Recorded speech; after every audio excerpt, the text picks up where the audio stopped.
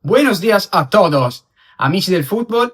Abbiamo fatto un viaggio nel passato e ora concentriamoci sul presente, perché è ora di andare allo stadio per la terza giornata della Liga tra Espanyol e Osasuna. Ci vediamo lì, prima magari un giro fuori, qualche chicca, qualche cenno storico, vediamo l'atmosfera dei tifosi e poi saremo ospiti dell'Espanyol.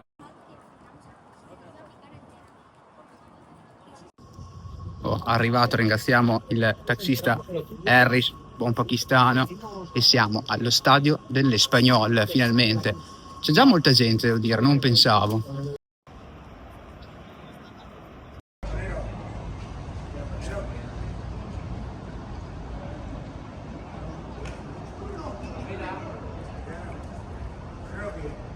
Come potete vedere ci sono anche i nomi che hanno fatto la storia di questo club.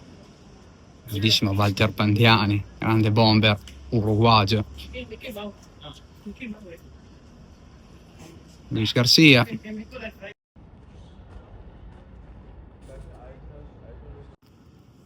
Adesso trovate anche un monumento, diciamo, per i tifosi, un sentimento da padre a figlio.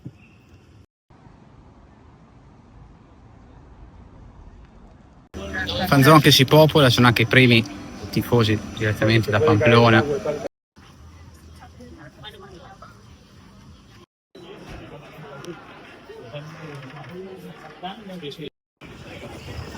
Ovviamente la maglietta era d'obbligo, il nostro connazionale che è tornato qua all'Espanyol. Maglietta indossata, atmosfera che si sta scaldando, molti tifosi da Pamplona, qua fuori si sta riempiendo anche i tifosi locali. Fuori questo stadio da 40.500 posti, verrà ampliato anche di altri 3.250 pare. È un modello che la UEFA dà alle società che vogliono costruire uno stadio nuovo a norma. Stadio inaugurato il 2 agosto del 2009 con un'amichevole contro il Liverpool, vinta dagli spagnoli 3-0, prima del tragico ritiro in Italia. Tragico perché la squadra pareggia 0-0 a Napoli e poi deve tornare a Coverciano. Pochettino, il vecchio allenatore di PSG e Tottenham, dà una serata libera ai suoi ragazzi dicendogli di andare a visitare Firenze, tranne uno, il capitano Dani Harke, che verrà trovato senza vita a causa di un arresto cardiaco nella sua camera. Da quel giorno, al minuto 21 di ogni partita, ci sarà un lungo applauso. Al posto di tirare la maglia, il numero 21 potrà essere utilizzato solamente dai giocatori canterani, tutti quelli che vengono e crescono in questa società dalla cantera. Se andiamo magari a vedere un po' più le cose di preciso, le cose sono andate anche peggio di così. Se andiamo a leggere l'autobiografia del mister Pochettino, praticamente andremo a leggere che Dani aveva chiesto dei medicinali al dottore della società perché aveva un forte mal di testa. Li ha presi, è andato in camera sua e prima di cena al telefono con la sua amorosa ha avuto un attacco cardiaco. Hanno provato a rianimarlo ma non c'è stato nulla da fare. Oltre a tifosi e ovviamente compagni di squadra, c'è un ragazzo che ha sofferto forse più di tutti, il suo migliore amico, e gioca dall'altra parte di Barcellona, sponda Barça. Vi ricordate la finale dei mondiali del 2010, Spagna-Olanda? Spagna, che era la più forte in quell'epoca, praticamente era la strafavorita, e in finale si va ai supplementari. Quel ragazzo che si toglie la maglietta, che fa vedere al mondo intero la canotta con scritto Dani Harke, sempre con nosotros. Quel ragazzo che ha deciso la finale mondiale e ha portato la Spagna per la prima volta nella sua storia a vincere un campionato del mondo di calcio era Andrés Iniesta.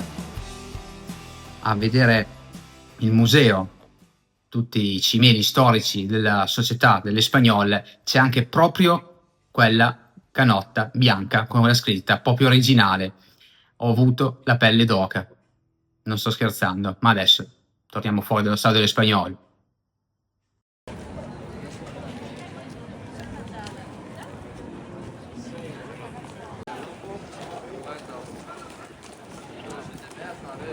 Se volete anche ingannare il tempo per l'inizio della partita, qui a fianco ci sono anche dei campi in sintetico dove giocano le giovanili, sia maschili che anche femminili.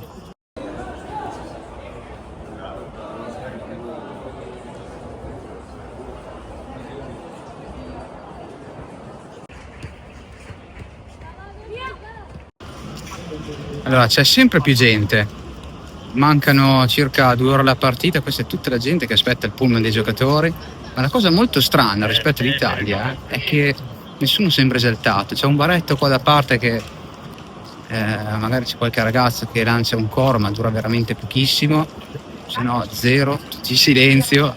Sembra quasi un clima un po' surreale.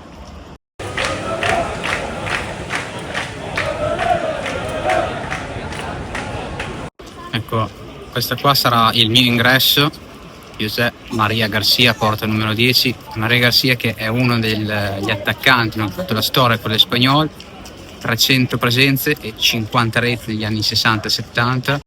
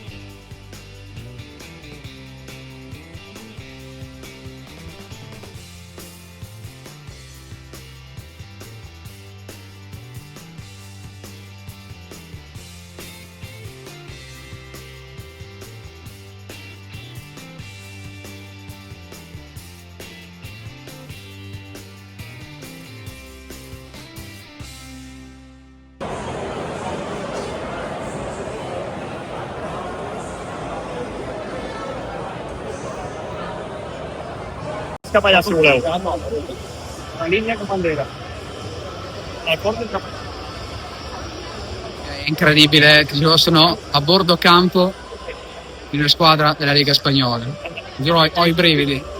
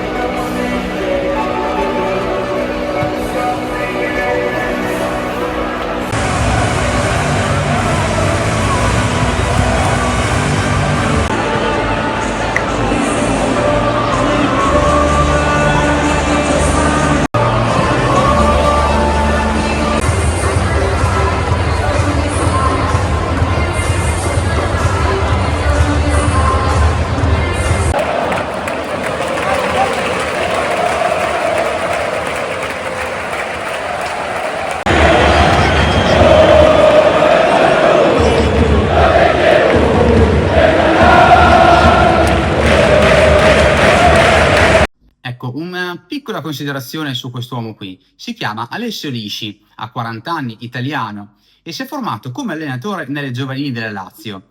È passato poi successivamente nelle giovanili del Levante. 3 anni fa, a causa di scarsi risultati dell'allenatore della prima squadra, visto che aveva vinto 0 partite nelle prime 15 giornate, Alessio Lisci è stato promosso, raggiungendo un'incredibile salvezza. È qui che lo nota il piccolo Mirandés, una squadra spagnola che ha vinto qualche campionato di tercera ma mai di seconda. Insomma, non era mai arrivato a lottare per essere magari promosso nella Liga Spagnola. Ed è qui che invece l'anno scorso Alessio li trascina fino alla finale dei playoff, poi persa contro il Real Oviedo di Santi Cazorla. E quest'anno rescinde con Mirandés e ha firmato con l'Osasuna.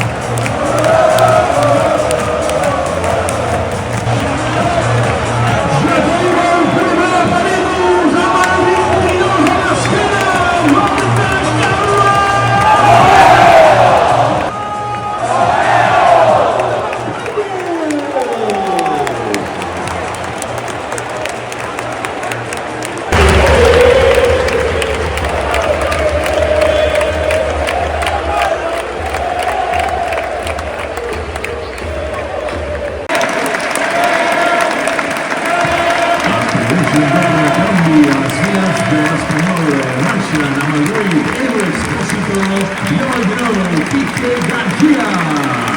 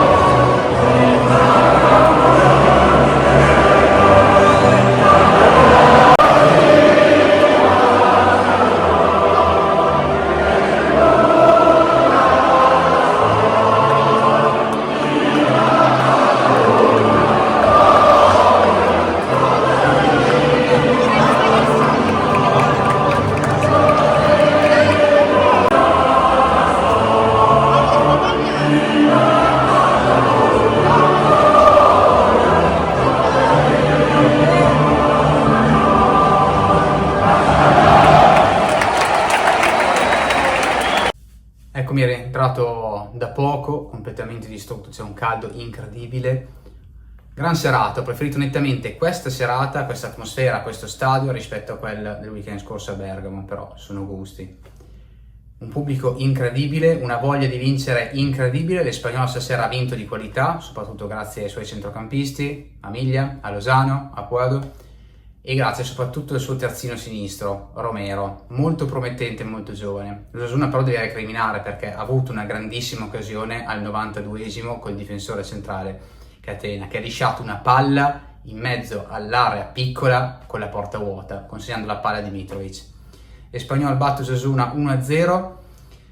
Grazie per aver visto il video fino a qua, mettete mi piace, commentate, mi raccomando iscrivetevi e noi ci vediamo nel prossimo video che iniziamo a parlare di Champions League.